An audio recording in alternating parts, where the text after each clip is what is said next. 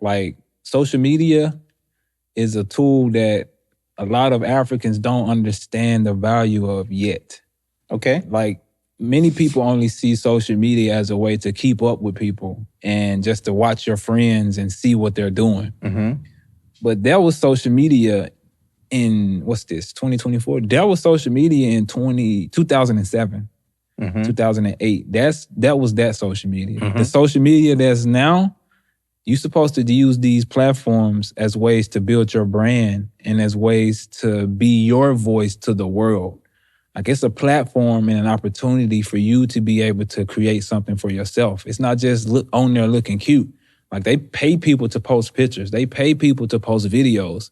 So if you're in a space where you're an expert or you know about something in a more detailed information about anything, you can step in front of your camera and teach people that. And people will begin to pay you because you consistently showed up and taught people. But it's not just go on there, scroll, like the picture, see what Diamond doing.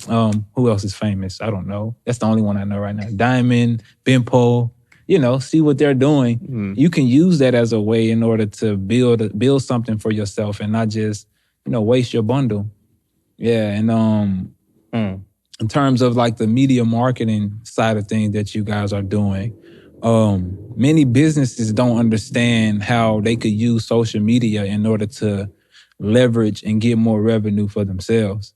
Okay. So there's a lot of CEOs and entrepreneurs here who really don't understand, like, if they partner with an influencer and build their platform, they can actually make a lot of money because people are looking at their influencer. Right. So it's like learning the dynamics of social media, and you can't go wrong with real estate.